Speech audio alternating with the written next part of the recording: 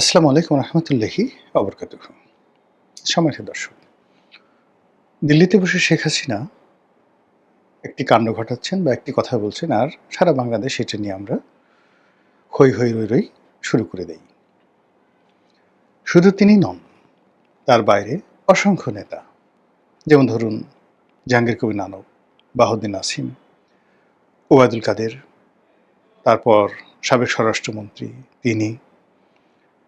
এর বাইরে online activist হিসেবে সেই অমির রহমান পিয়াল বলেন, নিঝুম মজুমদার বলেন, তারপরে সুশান্ত বলেন, যারাই আছে। অন্যদিকে ইউটিউবার হিসেবে নবনীতা আছে, শারমিন আছে, সুলতানা আছে। প্রায় সবাই কিন্তু মানে মিডিয়া বলেন, দেশের মন এবং মননে বলেন, এই মুহূর্তে সবচেয়ে বেশি প্রভাব বিস্তার করছেন। একটা সময় যেই কাজটি পিনাকি করতো বা যে কাজটি ইলিয়াস করতো, পিনাকি এবং ইলিয়াস তাদের ভিউ এখনো আছে, তবে সেটা মানে উইদিন দ্য লিমিট, মানে জাস্ট সেটা কেবলমাত্র জামাতের যারা লোকজন রয়েছে তারা এখন তাদের সেই কন্টেন্টগুলো দেখে বা অনুপ্রাণিত হয়। কিন্তু এমন একটা সময় ছিল যখন এদেরকে আমরাও প্রমোট করতাম। আমরা যারা এখানে বাংলাদেশের মেইন স্ট্রিমে আছি, তখন আওয়ামী লীগ জামানাতে দেখুন দেখা গেল পিনাকিকে নিয়ে একটা ভিডিও করা পজিটিভ, এটা অকল্পনীয়, বাট আমি এটা করতাম, খুব কৌশলে করতাম। পিনাকিকে নিয়ে লিখতাম। ইলিয়াসকে নিয়ে আমার আসলে কখনো কোনো কিছু বলা হয়নি, লেখা হয়নি। এর কারণে এই ভদ্রলোক মানে বয়সে একেবারেই তরুণ আমার চাইতে। আর আমি আসলে কখনো ফেস টু ফেস তাকে দেখিনি। নেভার এভার ইন লাইফ সামনাসামনি কখনো দেখিনি। তারপরে তার সঙ্গে আমার কখনো কথাও হয়নি। কেবলমাত্র অনলাইনের মাধ্যমে যখন সাংবাদিক ইলিয়াস এই নামগুলো আসছে, একটা দুটো ভিডিও জাস্ট দেখার চেষ্টা করেছি। কিন্তু যখন দেখেছি যে তিনি কেবলই মাত্র সেক্স, ভায়োলেন্স এবং অন্যের গীবত, এটাই তার ধারণা, গালাগাল করেন, তখন আসলে মূলত আর আমি কখনো তার সম্পর্কে দেখা সাক্ষাৎ হয়নি। কিন্তু তার একটা বিরাট ভক্তকুল রয়েছে বাংলাদেশে, এটা অস্বীকার করার উপায় নেই। সেই তুলনায় পিনাকির সঙ্গেও কিন্তু আমার কখনো দেখা হয়নি। পিনাকি হয়তো আমার সমবয়সী। তারপর আমি যখন খবরে চাকরি করতাম, তখন সে মাঝে মধ্যে আসতো, আমার মনে পড়ে আমি তাকে একবার দুবার দূর থেকে দেখেছি। একবার জায়জাদিন অফিসে, তাকে জায়জাদিন না, মানে যাকে বলা হয় বিচিন্তা অফিসে তাকে দূর থেকে দেখেছি, ওরকম মনে হলো। বা সিপিবি অফিসে হয়তো একবার দুবার দেখেছি, দূর থেকে দেখেছি। তো এখন সে আমাকে মনে করতে পারে কিনা জানি, but I could remember at that time. খবরেও তাকে একবার দুবার আমি দেখেছি, দৈনিক খবরে। আমি তখন চিত্রবাংলাতে চাকরি করি বা খবরে চাকরি করি। কিন্তু তার সঙ্গে আমার কখনো ওভার টেলিফোনে বা মুখোমুখি কথা হয়নি। কিন্তু আওয়ামী লীগ জামানাতে আমাদের যে অনলাইনের একটা ফাইটিং ছিল অ্যাগেনস্ট দ্য আওয়ামী লীগ, তো সেখানে যেহেতু ইলিয়াসকে ওভাবে ধরতাম, কিন্তু পিনাকি, আমি মোটামুটি আমরা একইভাবে একটা যাকে বলা হয় ধারাবাহিকতা বজায় রাখার চেষ্টা করতাম। তো সেদিক থেকে এখন ওরা মানে দেখা গেল যে ইউনূস জামানাতে তারা খুবই প্রভাবশালী ছিলেন, পিনাকি এবং ইলিয়াস, এবং এদের কথা মতে আসলে মূলত সরকার পরিচালিত হয়েছে বা ইনফ্লুয়েন্সড হয়েছে, ইনক্লুডিং সেনাবাহিনী সহ। অনেক বড় বড় জেনারেলরা তার সাথে যোগাযোগ রক্ষা করেন। কিন্তু এই জামানাতে এসে সেই ইলিয়াস, পিনাকি এবং তার সঙ্গে সঙ্গে বাংলাদেশে তাদের যে সকল হ্যান্ডস আছে, সেই হ্যান্ডসটা আসলে মূলত একেবারেই এখন ইনঅ্যাক্টিভ। তারা এখন মানে সেই তাদের যে রাজত্ব, তাদের যে দাপট, সেটার পরিবর্তে এখন শুধুমাত্র যে কথাবার্তাগুলো বলছে ভিউয়ারদের মধ্যে, মানে তাদের যারা দর্শক রয়েছে তাদের মধ্যে তারা ইনফ্লুয়েন্সড হচ্ছে। কিন্তু সেই দর্শকদেরকে তারা যেভাবে তারা আগে যে কাজগুলো করাতে পারতেন, সেটা তারা এখন করাতে পারছেন না। অন্যদিকে বিএনপির আসলে কখনোই ওইরকম অনলাইন ইনফ্লুয়েন্সার ছিল না।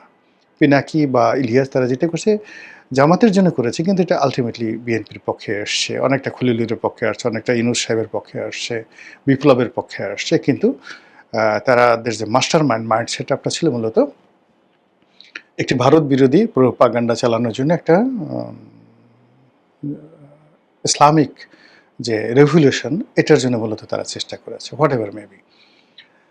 তো সেই দিক থেকে যেটা হলো যে বিএনপির ওইরকম স্পেসিফিক কোনো ফেজ দেখতে পারবে না। বিএনপি শুধু মুশফিক ফজল আনসারি, সে নিউ ইয়র্কে বসে সেখানে নিয়মিত হোয়াইট হাউসে যেতেন এবং ওইটাই বিএনপি যাকে বলা হয় ম্যাটেরিয়ালাইজ করার চেষ্টা করতে, এবং বিএনপির অনলাইন অ্যাক্টিভিজম একেবারে জিরো ছিল। মুশফিক ফজল আনসারী যেটা করেছে, সে শুধুমাত্র একজন সাংবাদিক হিসাবে, করেসপন্ডেন্ট হিসেবে হোয়াইট হাউসে অ্যাটেন্ড করেছে এবং ইংরেজিতে প্রশ্ন করেছে, এবং প্রশ্নগুলো মানে ওই প্রশ্ন করেছে, ইংরেজিতে প্রশ্ন করেছে, হোয়াইট হাউসে ঢুকছে, এটাই বিএনপির জন্য অনেক বড় পাওনা ছিল।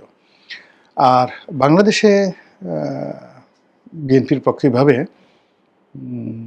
লেখার মতো আসলে কেউ ছিল না। টুকটাক যেটা লিখেছি আমি লিখেছি 2014 থেকে। তারপর জাহিদুদ্দিনের শফিক রহমান সাহেব লিখেছেন, আরও অনেকে লেখার চেষ্টা করেছেন, কিন্তু এটা 2021-এর পরে একমাত্র আমি ছাড়া আর বাংলাদেশে আসলে বিএনপির পক্ষে কলম ধরার মতো এরকম কোনো লোক ছিল না। তো এই হলো অবস্থা। কিন্তু এখন কি হলো? এখন যেটা হয়েছে সেটা হলো পুরো অনলাইন জগৎ, ভার্চুয়াল জগৎ, ইউটিউব, এটা আওয়ামী লীগের দখলে। সেটা নবনীতা বলেন, মঞ্জুরুল পান্না বলেন, অন্যান্য যারা বলেন, বা বাংলাদেশে যারা আমরা কথাবার্তা বলছি, আমাদের অনেক কথা সরকারকে আমরা সমালোচনা করতে চাচ্ছি বা সরকারকে আমরা সতর্ক করতে চাচ্ছি, জামাতকে সতর্ক করতে চাচ্ছি, এবং অটোমেটিক্যালি এগুলো আওয়ামী লীগের পক্ষে চলে যাচ্ছে। আবার ওই কথাগুলোর সঙ্গে টুকরা টুকরা করে কেটে, যেমন আমি একটা ভিডিও করলাম বা একটা টক শোতে লাইভ বললাম যে টোটাল ঘটনা এই কারণে শেখ হাসিনা আসতে পারে, আর এই কারণে আসতে পারে না। তো আসতে পারে না সেগুলো বাদ দিয়ে কী কী কারণে আসতে পারে সেইগুলোকে আওয়ামী লীগের লোকজন কেটে একেবারে দিদার্সে বুস্টিং করে কোটি কোটি বার সেটা দেখানো হলো। তো এর ফলে কী হলো যে পুরো এখন অনলাইন দুনিয়া, ডিজিটাল মিডিয়া এবং ভার্চুয়াল জগৎ, এই পুরোটাই এখন আওয়ামী লীগের দখলে। আর এই আওয়ামী লীগের দখলবাজি এই অনলাইন জগতে, এটাকে কন্টিনিউ রাখার জন্য এভরি মোমেন্ট কখনো শেখ হাসিনা এবং কখনো আওয়ামী লীগের যারা নেতৃবৃন্দ রয়েছেন, তারা একটার পর একটা নাটক তৈরি করছেন এবং একটার পর একটা বক্তব্য তারা দিয়ে চলেছেন। এটার কি ফলাফল হবে উই ডোন্ট নো, কিন্তু এই মুহূর্তে তারা যে কাজগুলো করছেন, কথাগুলো বলছেন, সেই কথাগুলো নানা রকম বিতর্ক, পক্ষে বিতর্ক হচ্ছে, এবং সেটা আলটিমেটলি আওয়ামী লীগের পক্ষে চলে যাচ্ছে। যেমন রাকেশ রহমান, তরুণ আওয়ামী লীগ নেতা, বেশ আওয়ামী লীগের সমালোচনা করে বেশ কিছু কথাবার্তা বলেন, স্ট্রেট ফরওয়ার্ড, এবং তার বেশিরভাগ কথাগুলো হয় শারমিন চৌধুরীর সঙ্গে। আপাত দৃষ্টিতে মনে হচ্ছে যে সে আওয়ামী লীগের সমালোচনা করছে, যা কিছু করছে, কিন্তু দিন শেষে ঘুরে ফিরে কিন্তু আওয়ামী লীগের পক্ষে চলে যাচ্ছেন। আবার এই যে অমির রহমান পিয়াল বা নিঝুম মজুমদার, এরা দুজনে গালাগালি করছে, একে অপরের বিরোধিতা করছে, কিন্তু আলটিমেটলি দিন শেষে আওয়ামী লীগের পক্ষে চলে যাচ্ছে। তো এইভাবে ভার্চুয়াল জগৎটাকে নিয়ে মানুষের যত অ্যাট্রাকশন, সেই অ্যাট্রাকশন কৌশলে আওয়ামী লীগ তাদের দিকে রাখছে। এখানে অন্য কোনো দিকে মানুষের মনোযোগ যাচ্ছে না। নো নাটক, নো সিনেমা, এই যে বনলতা সেন হলো, বনলতা এক্সপ্রেস হলো, এত কিছু হলো বাংলাদেশে। তো এগুলো নিয়ে মানুষের কোনো মাথা ব্যথা নেই। মানুষ এখন শেখ হাসিনা কী বললো, ওয়াহিদুল কাদের কী বললো, এটা নিয়ে একটা ঘটনা ঘটায় 4 দিন, 5 দিন, 7 দিন এটা নিয়ে আলোচনা করতে থাকে। ওটা আবার 4-5 দিন বিরতির পর আর একটা নতুন বোমা ফাটিয়ে দেয়। রিসেন্টলি শেখ হাসিনা আসবে, তারপরে শেখ হাসিনার যাকে বলা হয়, আগে দেখলাম যে তার পদত্যাগপত্র পাওয়া যাচ্ছে না। তারপরে তথ্য বের করা হলো পদত্যাগপত্র ভ্যানিটি ব্যাগে করে নিয়ে গেছেন। এখন শেখ হাসিনা বলছেন যে তিনি পদত্যাগপত্র লেখেনি নেই, ভ্যানিটি ব্যাগে নেওয়া তো দূরের কথা, তিনি লেখেনি নাই, জমা দেওয়া তো দূরের কথা, তিনি লিখেনি নাই। ক্যান ইউ ইমাজিন কীভাবে ন্যারেটিভগুলো ওই যে বঙ্গভবন থেকে রাষ্ট্রপতির মুখ দিয়ে বের হলো যে আমার কাছে শেখ হাসিনা কোনো পদত্যাগপত্র নেই, আর যাওয়ার সময় তিনি ভুলে গেলেন না। বুঝেন ন্যারেটিভটা। সেটা মতিউর রহমান চৌধুরী, এমিনেন্ট জার্নালিস্ট, তিনি সেটা প্রকাশ করলেন। এভাবে চলতে থাকলো। এরপর আবার মতিউর রহমান চৌধুরী দ্বিতীয় ন্যারেটিভ দিলেন যে শেখ হাসিনা 3 পৃষ্ঠার একটা লেখা লিখেছিলেন, সেটা ভ্যানিটি ব্যাগে করে তিনি নিয়ে গেছেন। তারপরে সেই ব্যাগটা আবার চেয়ারের উপর ছিল, হেলিকপ্টার ওঠার সময় তিনি আবার বলছেন ওই ব্যাগটা নিয়ে আসো। এখন এটা দিল্লিতে আছে। সারা দেশে হয়েছে, আমরা ইউটিউবে বানালাম, হায় হায় কী হবে এখন, এই পদত্যাগপত্র যদি আবার হাতে লেখা, কেন টাইপ হলো না, ইত্যাদি ইত্যাদি নানা রকম কথাবার্তা। এখন শেখ হাসিনা বলছেন যে আমি লাস্টে যে সময় আমাকে 30 থেকে 40 মিনিট যে সময়, এই অবস্থাতে একটা পদত্যাগপত্র লেখা সম্ভব ছিল না, আমি এটি লিখিইনি। আর প্লেনে ওঠা পর্যন্ত আমি জানতাম যে আমি টুঙ্গিপাড়াতে যাচ্ছি। আমি ভারতে আসবো এটা আমি জানতাম না। দেখেন ন্যারেটিভগুলো কোথায় চলে যাচ্ছে, কিভাবে যাচ্ছে।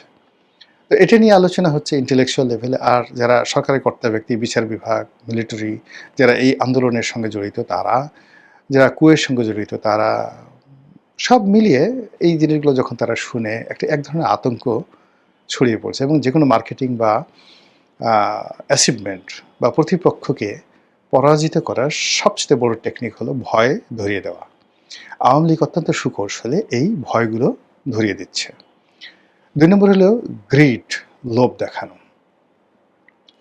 আওয়ামী লীগের হাতে এখন যে টাকা আছে, যে জিনিসপত্র আছে, তারা যথেষ্ট সক্ষমতা নিয়ে বহু মানুষকে বিপথে নিতে পারবে, তাদেরকে লোভাতুর করতে পারবে এবং আলটিমেটলি প্রশাসনের মধ্যে সব জায়গাতে তাদের এই এজেন্টগুলো তারা নিয়োগ করে ফেলেছে। আর থার্ড হলো আলোচনাটা উজ্জীবিত রাখা, যে কোনোভাবে আলোচনায় থাকা। তো সেই আলোচনা কি হলো, যেমন বিএনপির জামানাতে পুরো আলোচনাটা অন্ততপক্ষে ৭-৮ বছর আলোচনাটা এককভাবে চালিয়ে নিয়ে আছেন মির্জা ফখরুল সাহেব। উনি ছাড়া আর বিএনপির কোনো নেতার কোনো বক্তব্য মিডিয়াতে আসতো না। কেউ তার মানে কোনো ন্যারেটিভই তৈরি করতে পারতেন। আর দলের মধ্যে তারেক রহমান সাহেব সেখানে লন্ডন থেকে কথাবার্তা বলতেন, কিন্তু এগুলো মিডিয়া যেহেতু নিষিদ্ধ ছিল, তার বক্তব্য মিডিয়াতে আসতো না। একমাত্র মির্জা ফখরুল সাহেব লাস্ট 10 ইয়ার্স বিএনপিকে বাঁচিয়ে রেখেছেন।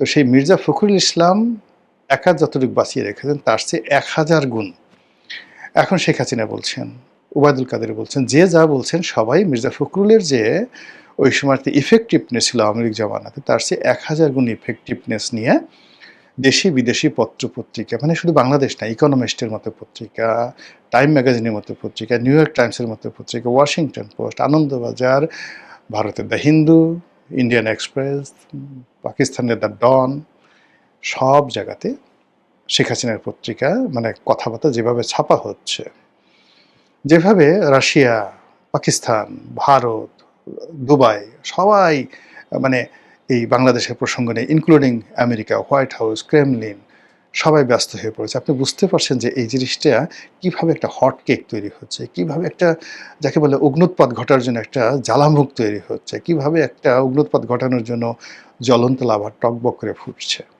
এবং এটা আওয়ামী লীগ খুব কৌশলী ম্যাটিকুলাসলি কাজটা করছে। এবং তারই ধারাবাহিকতায় অতি সম্প্রতি ওবায়দুল কাদের সাহেব তিনি বলেছেন যে একটা সমাবেশে যে সেনাপ্রধানের নিয়োগ এবং রাষ্ট্রপতির নিয়োগ এটি শেখ হাসিনার ভুল সিদ্ধান্ত ছিল।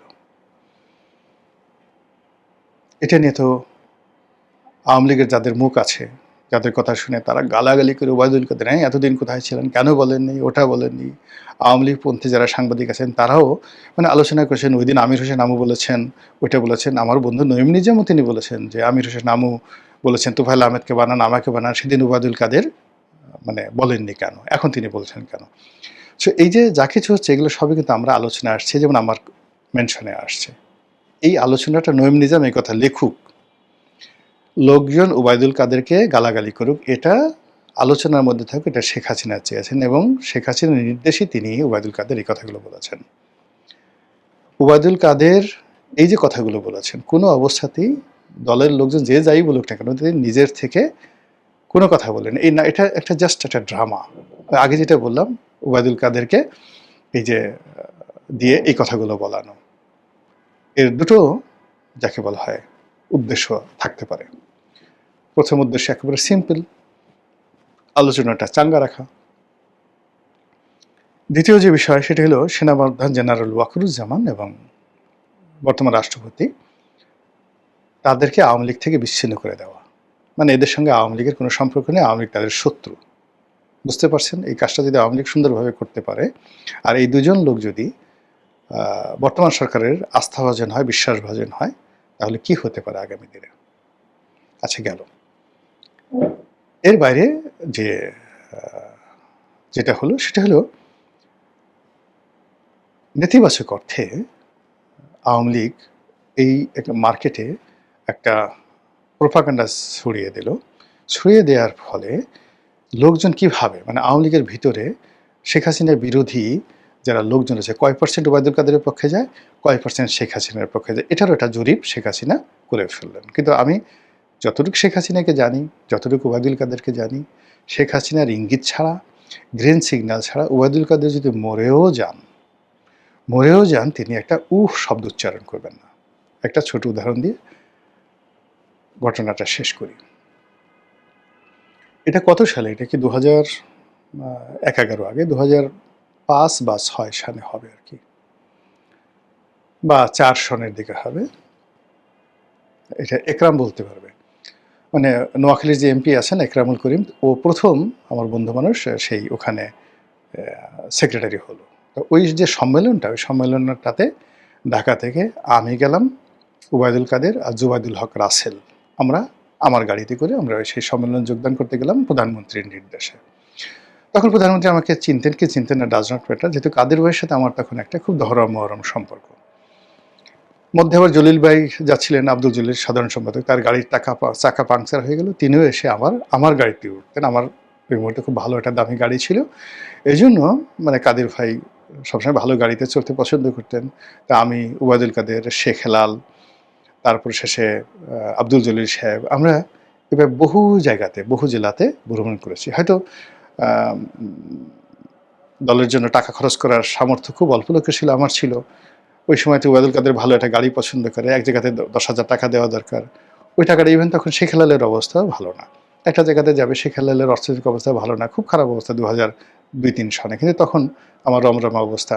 তো আই কুড ডোনেট, আমি এটা ডোনেট করতে পারতাম, কন্ট্রিবিউট করতে পারতাম। এই জন্য তারা সবাই আমাকে স্নেহ করতেন, ভালোবাসতেন, এবং এদের সঙ্গে ওইরকম বন্ধুত্বপূর্ণ একটা সম্পর্ক, মানে শুধু স্নেহ না, জাস্ট লাইক মানে একসাথে ধরেন আমরা একসাথে সিগারেট খেতাম, আমি সিগারেট খেতাম তখন, এখন তো খাই না। তো সেই শেখ হেলাল সিগারেট খাচ্ছেন, রনি ভাই আপনি করে বলতেন, রনি ভাই সিগারেট খান, তো তিনি সিগারেট আবার লাইটটা ধরাই দিতেন। ওবায়দুল কাদের সিগারেট খেতেন না, কিন্তু আমরা দুজন যেহেতু তার গাড়িতে মানে শেখ হেলালের গাড়িতে বসে আমরা সিগারেট খাচ্ছি, কাদের সাহেব সেই দরজা বন্ধ এসির মধ্যে, তাকে সে সিগারেটের গন্ধ সহ্য করতে হয়েছে। This is our relation. তো যাই হোক, এরকম নোয়াখালীতে গেলাম। নোয়াখালীতে যাওয়ার পরে আমি ক্লান্ত হয়ে সেই অনুষ্ঠান শেষ করে, মঞ্চ শেষ করে আমি এসে সার্কিট হাউসে কী কারণে ঘুমিয়ে পড়েছি। ওবায়দুল কাদের থেকে শুরু করে জলিল ভাই, এরা সবাই দুপুরে খাইতে বসছে। এখন কাদের ভাই বলেছে না রনি কই, রনির ছাড়া খাবো না। খুঁজে দেখা গেল যে আমি যে নোয়াখালী ভিআইপি রুমে ওখানে ঘুমাই পড়ছি। তো আমাকে ডেকে নিয়ে আসা হলো। এর মধ্যে প্রায় আধা ঘন্টা তারা একটু খাবার টেবিলে খাবার নিয়ে বসে আছে। তো মোর দেন 300-400 বা 500 লোক নোয়াখালীর নেতৃবৃন্দ যারা আছেন। তো মানে ওবায়দুল কাদের কথা বলতেছে, পিছন থেকে কে যেন একটা বলতেছে শেখ হাসিনার দালাল, বাইট করতেছে। তো ওবায়দুল কাদের বলতেছেন যে তোমরা আমাকে যতই দালাল বলো না কেন, আমি আসলে শেখ হাসিনার দালালই। আমি জানি শেখ হাসিনা যদি আমাকে আজকে এই পদ থেকে বাদ দিয়ে দেয়, তোমরা কেউ আসবে না। আমিও শেখ হাসিনা একই কথা শুনি, একই জিনিস শুনি, তারপরেও আমার রুটি রুজির জন্য, আমার বেঁচে থাকার জন্য, দল করার জন্য শেখ হাসিনার দালাল করতে হয়, এবং আমি এই কাজ করব। এই হলো ওবায়দুল কাদের। পাশে থেকে মানে আব্দুল জলিল সাহেব বলে, ও কাদের, দালালি কি আমি কম করি নাকি? That is open secret. সেই মানুষ শেখ হাসিনার বিরুদ্ধে এখন কথা বলবে, এবং তাও কলকাতাতে বসে অসুস্থ অবস্থায়, এবং এখন তার এই অবস্থাতে, এটা মানে যাকে বলা হয় কিয়ামত হয়ে যেতে পারে, কিন্তু উনি এই বিরুদ্ধে কথা বলবেন না। তিনি যেটা করেছেন বা বলেছেন এটা শেখ হাসিনার ইঙ্গিতই বলেছেন। তো বুঝেন, in that way politics is going on. আসসালামু আলাইকুম রহমতুল্লাহি ওয়া বারাকাতুহু।